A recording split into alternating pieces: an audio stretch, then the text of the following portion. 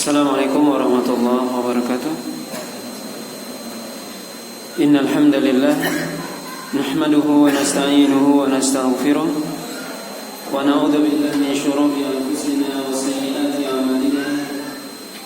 Man yahdihillahu fala mudilla lahu wa man yudlil fala hadiya lahu.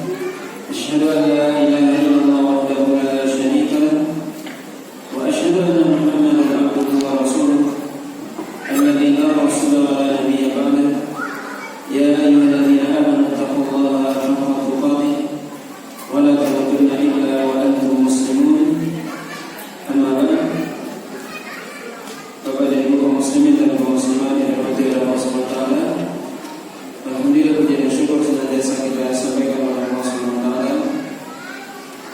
Salawat dan salam kita sampaikan kepada Rasulullah sallallahu alaihi wasallam dan juga kepada beliau, para sahabat, para tabi'in serta orang mukmin yang senantiasa mengikuti beliau sampai hari kiamat ini.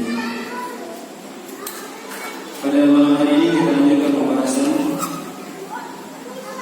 dari pembahasan kita Al-Hajjaj, Syarah Sahih Muslim Al-Hajjaj. Pembahasan kita pada malam hari ini masih dalam kitab yang kedua, yaitu Kitab Al-Taharah. Bab yang keempat itu bab fadlul wudu'i was salatu aqibahu. Bab yang menjelaskan tentang keutamaan berwudu dan salat setelahnya. Yang bab fadlul wudu'i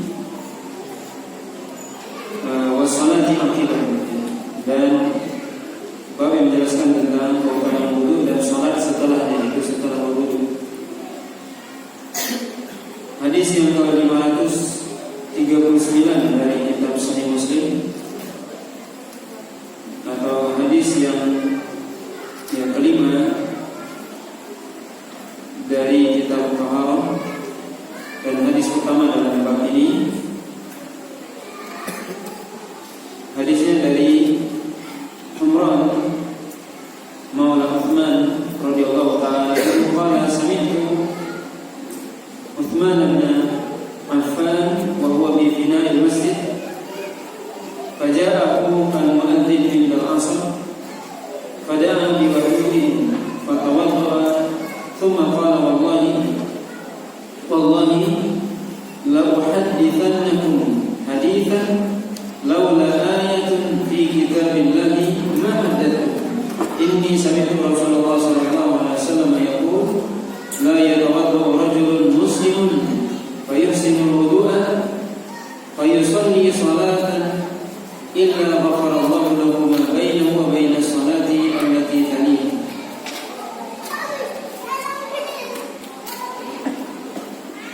Dalam riwayat ini disebutkan fayuhsinu wudu'ahu thumma yusalli al-maktubah, yaitu thumma yusalli al-maktubah. Dari Umran Maula atau mantan budak dari Uthman bin Affan, beliau mengatakan bahwasanya aku mendengar Uthman bin Affan ketika itu beliau berada di teras masjid, kemudian datang kepada beliau muadzin ketika salat asar, kemudian beliau memanggil untuk mendatangkan ayat untuk berwudu, kemudian beliau berwudu. Kemudian beliau berkata, demi Allah, sungguhnya aku akan menyampaikan kepada kalian satu hadis. Kalau bukan karena ayat dalam kitab Allah, yaitu Al-Quran, aku tidak akan menceritakan hadis itu kepadamu.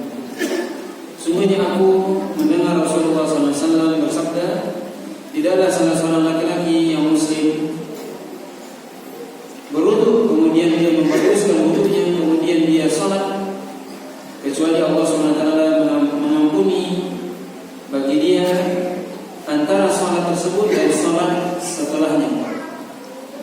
Dalam riwayat ini disebutkan dia membaguskan wudunya, kemudian dia melakukan salat yang fardu, salat wajib.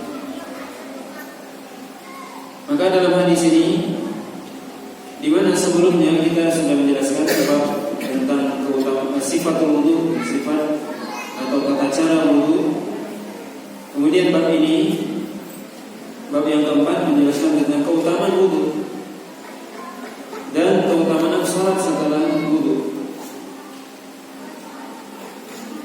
Dalam hadis ini disebutkan tadi, hadis ini juga dari Umrah Maula Uthman, yaitu hadis yang sebelumnya juga dalam sifat wudu dari Umrah Maula Uthman menceritakan tentang kaifiyah atau tata cara wudu Nabi sallallahu alaihi wasallam secara sempurna.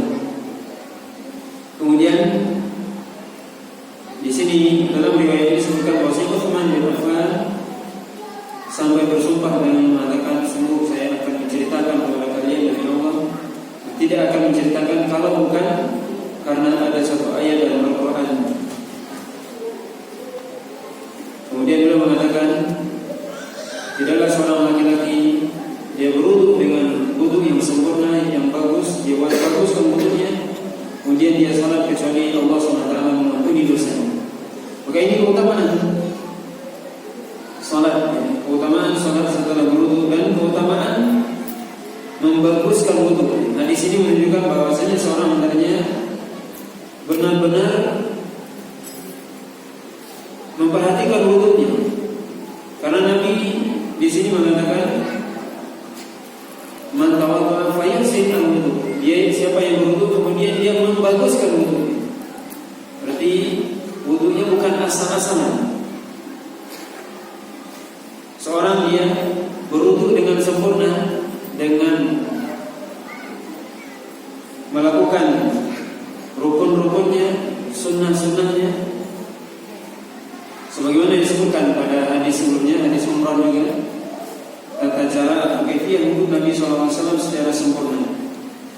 Maka seorang, ya, kita hendaknya dalam berwudu, ya, membaguskan wudu kita dan berwudu dengan sempurna, tidak asal-asalan, tidak tergesa-gesa. Karena wudu adalah ibadah. Ya, karena wudu adalah ibadah, maka mestinya kita lakukan dengan sebaik-baiknya. Kemudian keutamaan salat setelah wudu.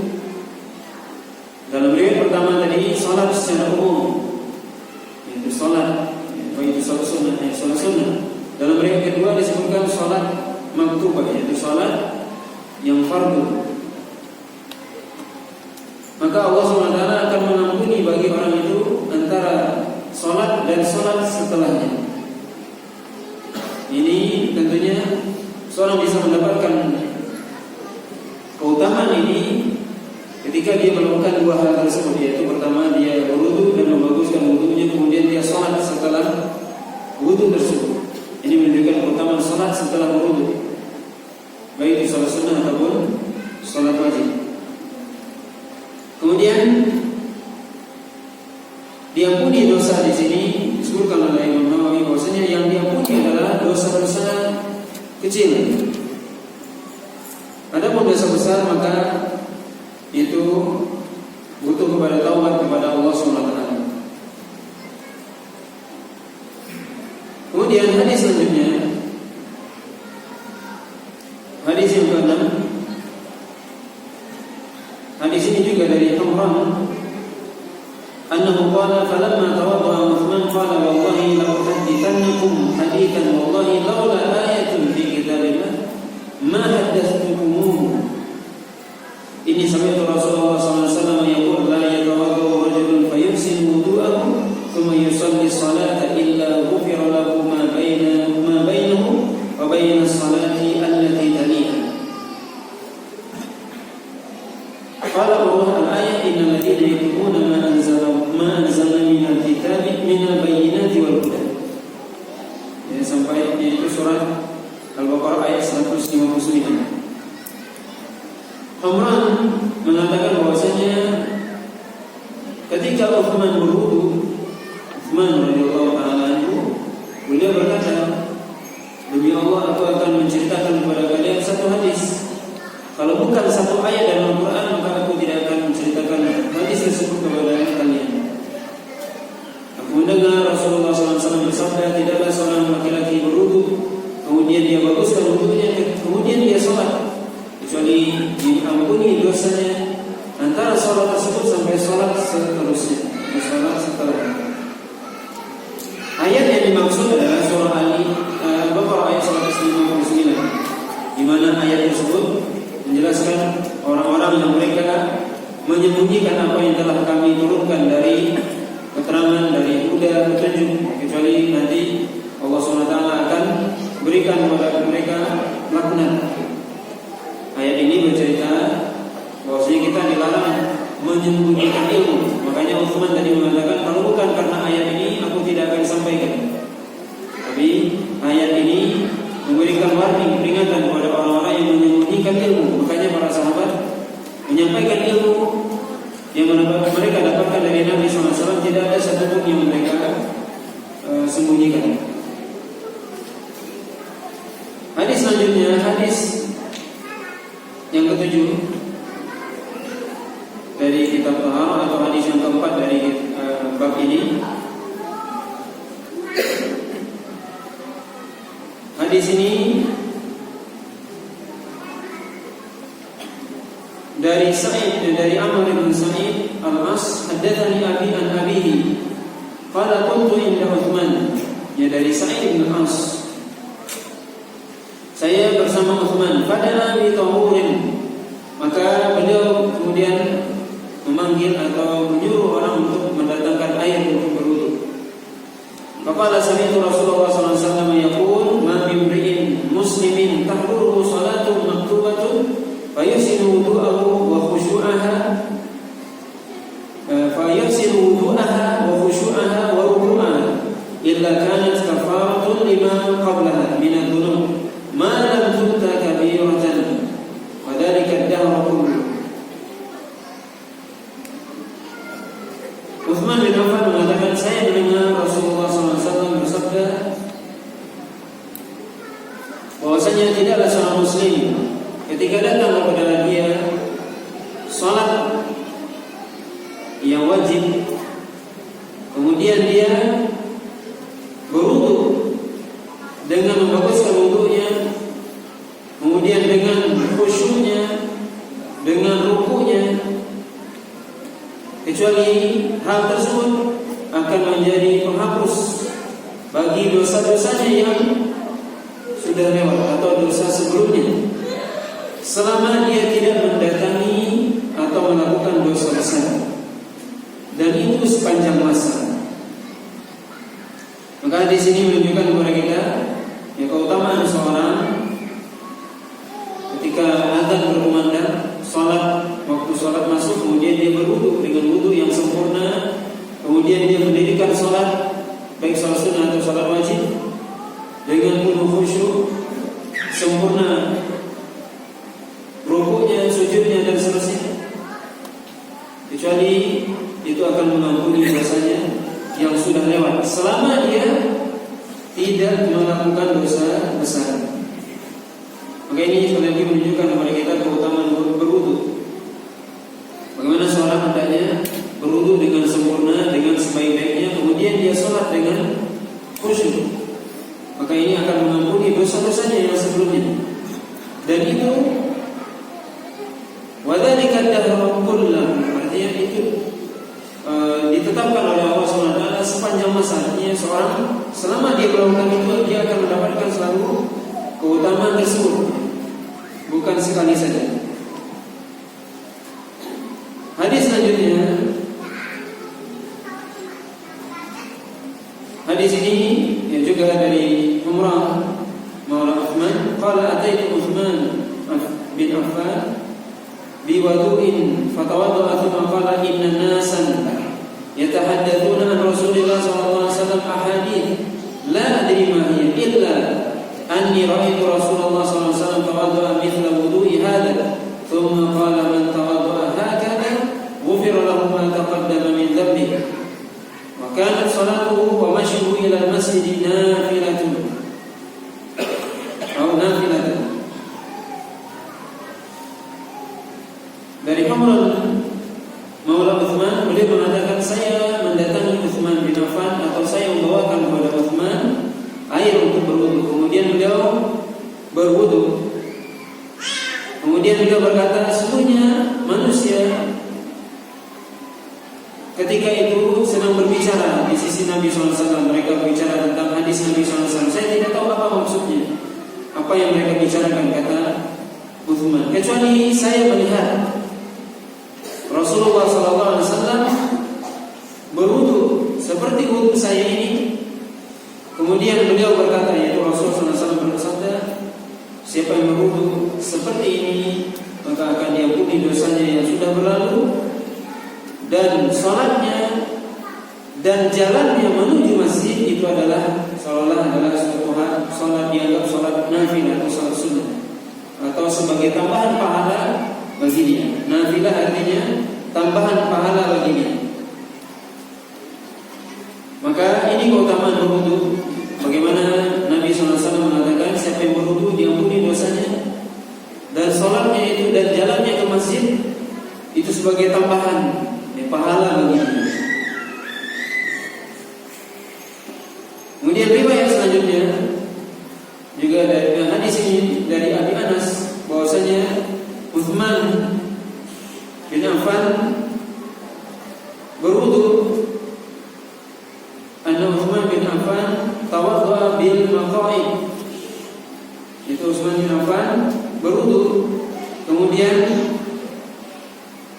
beliau mengatakan ala urikum wudu'a Rasulullah sallallahu alaihi wasallam thumma tawadda'a thalathan.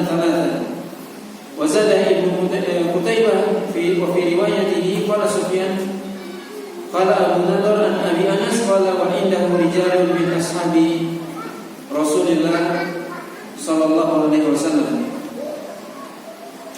Maka disebutkan bahwasanya Utsman bin Affan ketika itu berwudu bil maqaid. Al-maqaid disebutkan oleh Imam Nawawi adalah dia berwudu di rumah atau di toko yang ada dekat rumahnya. Kemudian atau tempat berwudu yang ada di rumahnya. Ini disebutkan oleh Imam Nawawi maqaid, tempat wudu yang ada di dekat rumahnya. Kemudian Utsman mengatakan, tidakkah kalian mau aku perlihatkan kepada kalian bagaimana wudunya Rasul? Kemudian Utsman bin Affan berwudu 3 kali. Al-Imam An-Nawawi mengatakan bahwa hadis ini menjadi dalil bagi Imam Syafi'i yang mengatakan bahwasanya seluruh anggota wudu itu dibasuh 3 kali, termasuk mengusap kepala. Termasuk mengusap kepala dengan riwayat ini, yaitu ketika dikatakan bahwasanya Utsman bin Affan berwudu, kemudian beliau berwudu mengusap itu dengan 3 kali. Walaupun sebenarnya kita bisa katakan bahwasanya ini hadis secara umum, maka ada hadis yang riwayat lain yang mengkhususkan. Tapi wallahu a'lam, Imam An-Nawawi mengatakan ini salah satu dalil dari Imam Syafi'i yang mengatakan bahwasanya berwudu seluruh anggota wudu dibasuh 3 kali. Wallahu a'lam. Kemudian disebutkan tadi bahwasanya ketika Utsman berwudu itu dilihat oleh para sahabat dan tidak ada satupun di antara mereka yang mengingkari wudu Utsman. Ini menunjukkan bahwasanya wudu yang dilakukan oleh Utsman adalah wudu yang sempurna, yang itu sebagaimana yang diajarkan oleh Nabi sallallahu alaihi wasallam.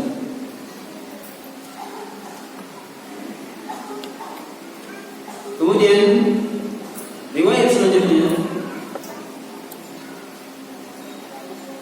riwayat ini juga dari Imran qala kuntu ad'u li Utsman tahura fama ata alaihi yawman illa wa huwa yufidu alaihi nutfah.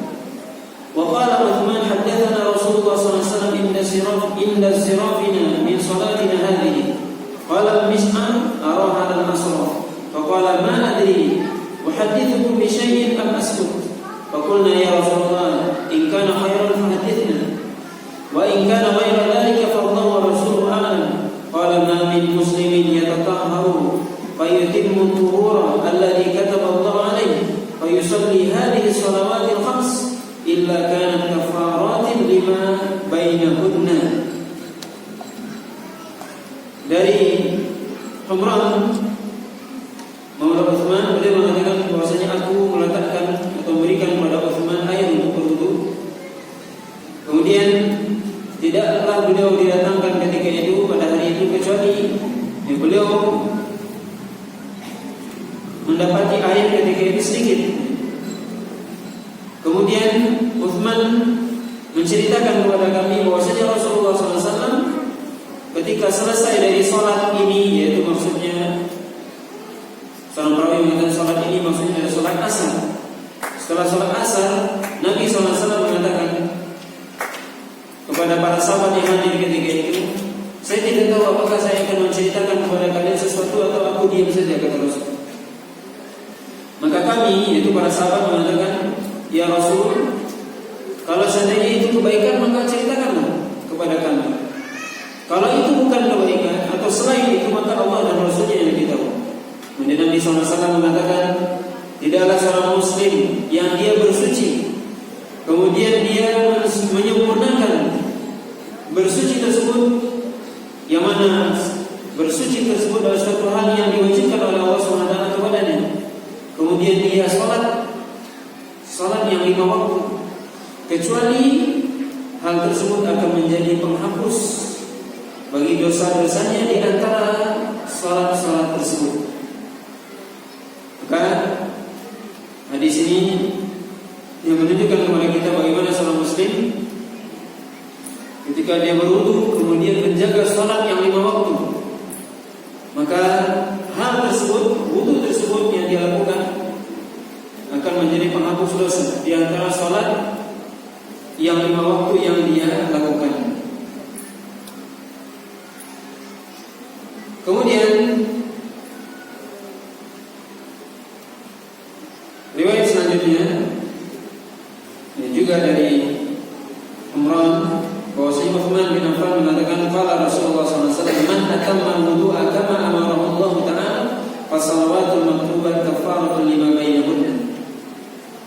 Utsman bin Affan mengatakan bahwasanya Rasulullah SAW bersabda, siapa saja yang dia menyempurnakan wudunya sebagaimana Allah perintahkan, siapa saja yang dia menyempurnakan wudunya sebagaimana yang Allah perintahkan, maka salat yang 5 waktu yang dia lakukan akan menjadi penghapus bagi dosa-dosanya di antara seluruh salat tersebut. Ini keutamaan salat dan keutamaan berwudu. Dan di sini Nabi SAW mengatakan, yaitu berwudu sebagaimana yang Allah perintahkan. Ini menunjukkan bahwasanya kita berwudu mesti diikuti apa yang sudah disebutkan oleh Allah SWT dan juga diajarkan oleh Nabi SAW. Kemudian hadis selanjutnya riwayat dari Utsman juga, Nabi SAW mengatakan, ra'aitu Rasulullah SAW tawaddu'a fa ahsana al-wudu' thumma qala, man tawaddu'a hakadha thumma kharaja ila al-masjid la yanhazuhu illa shalah ghufira lahu ma khala min dhanbi. Bahwasanya Rasulullah SAW, Utsman mengatakan, saya melihat Rasulullah SAW berwudu seperti wudu ini. Maka beliau kemudian membaguskan wudunya, kemudian beliau berkata, siapa yang berwudu seperti ini, kemudian dia keluar dari masjid, menuju masjid, dan dia tidak keluar kecuali untuk salat, maka akan diampuni dosa-dosanya. Maka ini hadis ini menunjukkan keutamaan seorang berwudu dengan sempurna, kemudian keutamaan seorang berwudu di rumahnya. Jadi keutamaan seorang berwudu di rumahnya, kemudian dia tidak keluar menuju masjid kecuali dengan tujuan untuk sholat. Jadi keutamaan bagaimana seorang datang ke masjid benar-benar tujuannya untuk sholat, maka diampuni dosanya. Kemudian hadis yang terakhir dalam bab ini,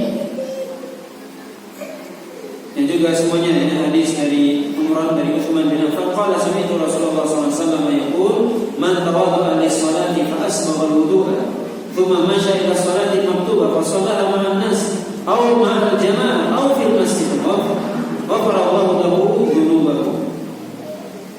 Utsman bin Affan mengatakan, beliau, sungguhnya aku yang mendengar Rasulullah SAW bersabda, siapa saja yang dia wudu, melakukan wudu untuk salat, kemudian dia menyempurnakan wudunya, kemudian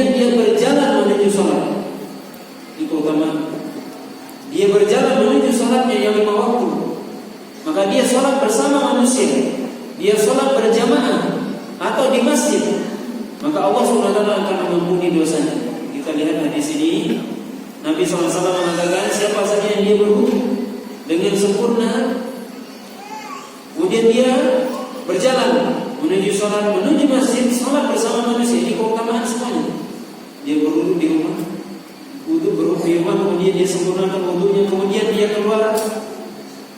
Tidak ada tujuan lain kecuali untuk sholat bersama manusia, berjamaah di masjid. Kecuali Allah SWT ampuni dosanya. Ini semua menunjukkan keutamaan sholat, ya, keutamaan wudu di rumah, keutamaan berjalan ke masjid, keutamaan sholat berjamaah di masjid. Maka hadis-hadis yang disebutkan oleh Imam Muslim di sini lebih kurang 10 riwayat disebutkan oleh Imam Muslim, ya. Keutamaan wudu ini semua hadis dari Utsman bin Affan semua, ya.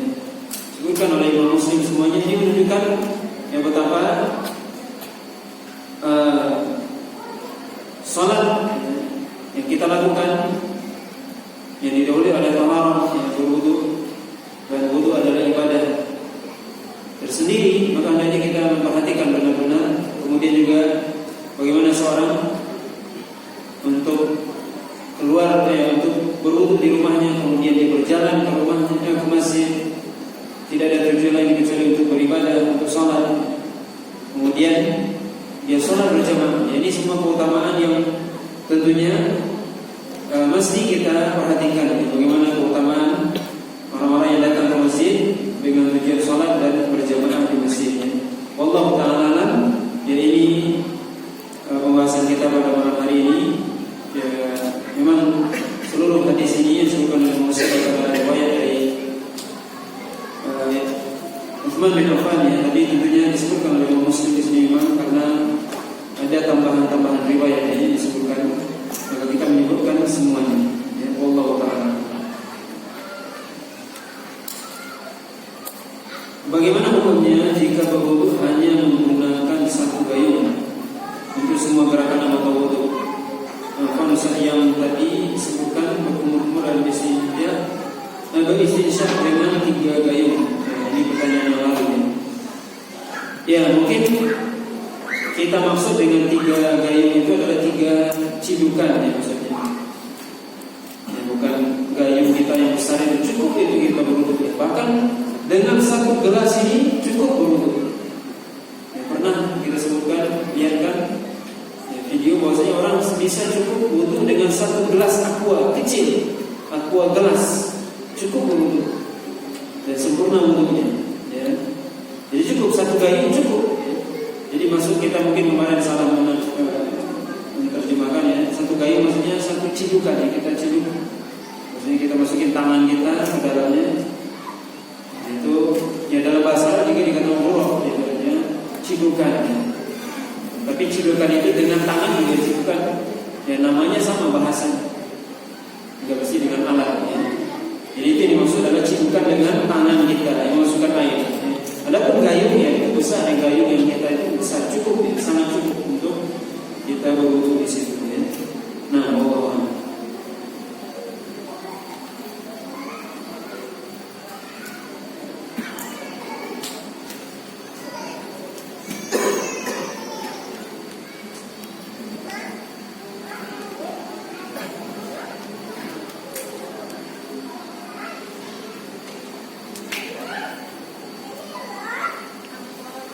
Anda pernah mendengar kalau duduk sambil bertumpu dengan tangan kiri itu dilarang? Pertanyaannya, apakah terlarang di masjid saja atau di rumah juga? Yang dilarang itu adalah seorang duduk, disebutkan oleh hadis Nabi SAW, seorang kedua tangannya ke belakang, ya, kemudian kakinya selonjor.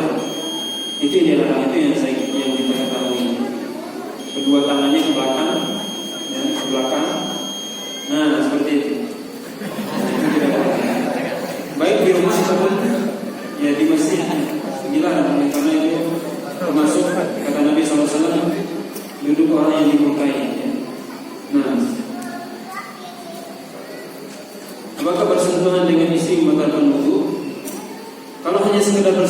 saja insya Allah tidak, karena dalilnya adalah Rasulullah SAW ketika mau berangkat ke masjid itu mencium istrinya. Aisyah sendiri menyebutkan bahwasanya Nabi SAW ketika berangkat ke masjid mencium sebagian istrinya. Maka dimaksud sebagian istrinya, beliau nggak menyebutkan mencium saya gitu. Dia mencium sebagian istrinya, dimaksud adalah dia. Maka itu tidak membatalkan wudu, ya, itu tidak membatalkan wudu insyaallah. Kalau hanya sekedar bersentuhan, maka tidak membatalkan wudu.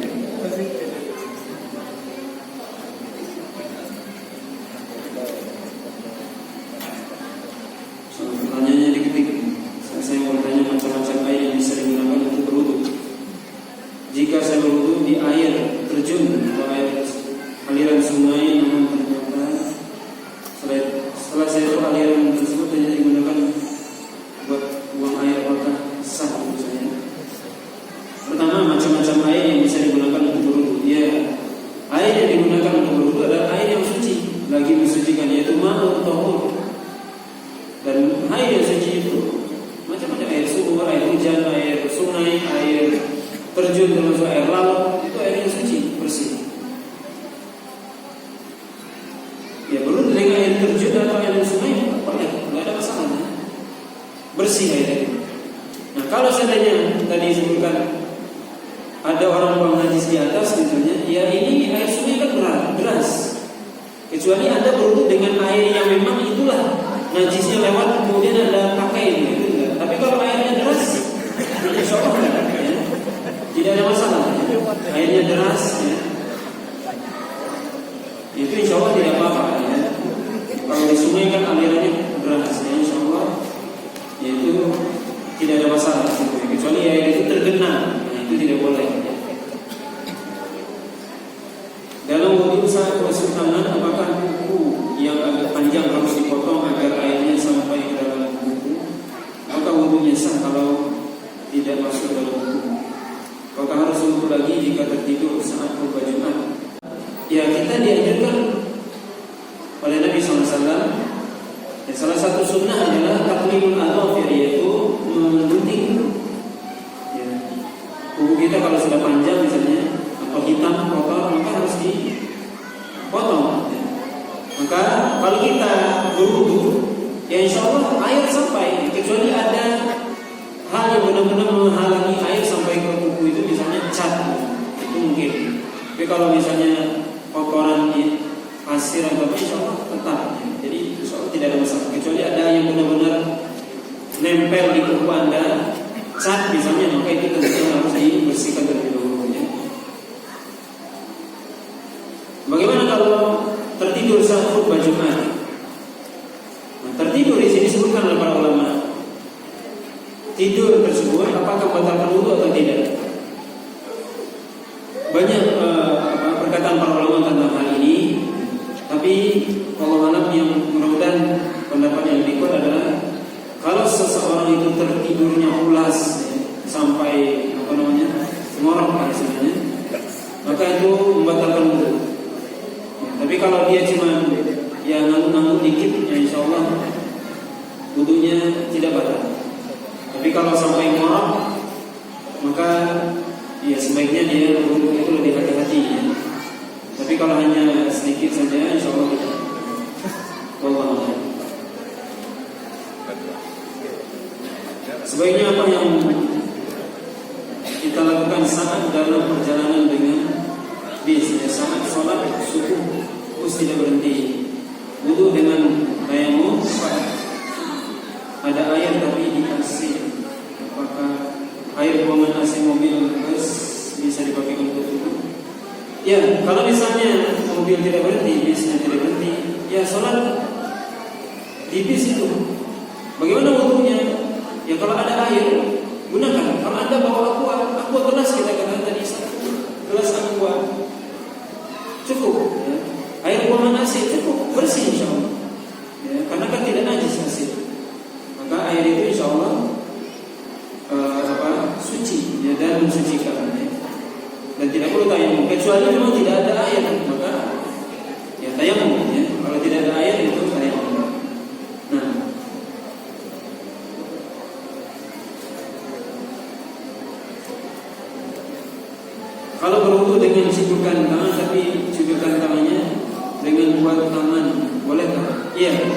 basuh muka iya, ya, tapi basuh tangan berumur-umur yang diajarkan itu adalah cukup dengan tangan kanan kita saja, sebagaimana nanti akan disebutkan dalam hadis Abdullah bin Zaid akan disebutkan bahwasanya Nabi SAW ketika itu mengambil dengan tangan kanannya, dengan tangan kanannya. Nanti akan saya sebutkan di beberapa bab setelah ini tentang tata cara wudu Nabi.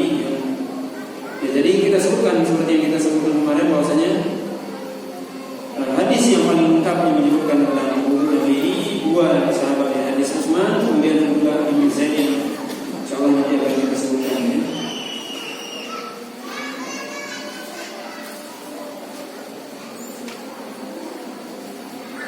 Bagaimana jika dalam kantor terjadi instansi pemerintahan, katakanlah di dinas daerah, terjadi pemalsuan kwitansi dan dalam prakteknya dikatakan orang-orang yang sudah lama kerja di sana bahwa pemalsuan tersebut sudah lumrah, bahkan pimpinan kantor juga melakukan, apakah perbuatan tersebut dibenarkan? Tentunya tidak. Siapapun yang melakukan, ya namanya penipuan nggak boleh. Walaupun itu sudah jadi tradisi yang tidak benar tidak boleh diikuti. Ya, tradisi yang tidak benar harus ditinggalkan. Ya, tidak boleh diikuti. Kalau orang mempunyai di suatu daerah punya apa? Punya kebiasaan mencuri misalnya. Apakah kita juga ikut mencuri? Tentunya tidak. Ya. Maka ini tidak dibolehkan. Walaupun sudah menjadi lumrah, menjadi tradisi, justru kita disuruh untuk merubah tradisi yang bertentangan dengan syariat, bukan malah ikut tradisi. Yang harus kita ikuti apa? Syariat. Dan syariat tidak akan berubah. Tapi kalau tradisi, budaya itu bisa berubah. Selama tradisi itu bertentangan dengan syariat, tidak boleh diikuti. Kapan kita boleh mengikuti tradisi atau budaya? Selama tidak bertentangan dengan syariat. Kalau bertentangan dengan syariat, tradisi siapapun, dimanapun, kapanpun tidak boleh kita ikuti. Termasuk tempat kita kerja. Sudah terbiasa manipulasi korupsi, gimana? Sudah tradisi kita, Anda harus berani menyatakan bahwa ini nggak benar. Kalau Anda nggak mampu, keluar, selesai. Cari rezeki yang lain. Maka Anda harus berani menjaga ini tidak benar. Sampaikan kepada pimpinan, nggak boleh takut. Sampaikan sama pimpinan Anda bahwa ini nggak benar, ini maling, ini mencuri hak negara, misalnya uang rakyat dan sebagainya. Ini nggak boleh, sampaikan. Nggak perlu takut, takut dipecat. Anda takut dipecat tapi nggak takut sama Allah. Gimana kalau Allah yang mecat Anda? Anda nggak takut.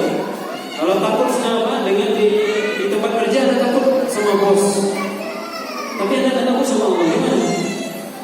Siapa yang ngasih rezeki, bos atau Allah? Ya, maka tidak boleh ya.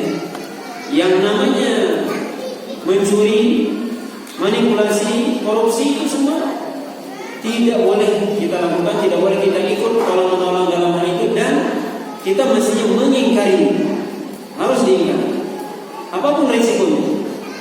Ya, kenapa? Karena kita harus mendahulukan Allah. Sekali lagi, jangan takut Anda dipecat. Masih ada tempat bekerja yang lain.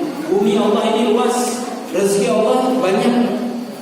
Ya, ini harus dipahami dengan baik. Jadi takutlah kita kepada Allah, jangan takut kepada manusia. Takutlah kita kepada Allah, jangan takut pada pimpinan, bos dan sebagainya. Yakin kita akan rezeki Allah itu luas. Bukan hanya di kantor itu saja kita dapat rezeki Allah luas. Bagaimana kita mendapatkan rezeki Allah dari cara-cara yang diharapkan oleh Allah? Tentunya hidup kita tidak akan berkah dunia akhirat. Maka ini yang perlu dipahami dengan sebaik-baiknya. Kemudian ini juga ini mungkin sudah sering juga ini tentang ibu ya. Ya, seorang wanita tentunya bagaimana auratnya ketika sholat? Ketika sholat cadarnya harus dibuka. Ya, ibu-ibu ketika sholat cadar itu dibuka. Yang muka itu kelihatan. Ya, dan alhamdulillah kita ada hijab, jadi nggak perlu khawatir. Ya, maka ibu-ibu yang di belakang kalau sudah masuk masjid cadarnya dibuka, ketika sholat juga dibuka, ya. Jadi ketika sholat mukanya harus kelihatan.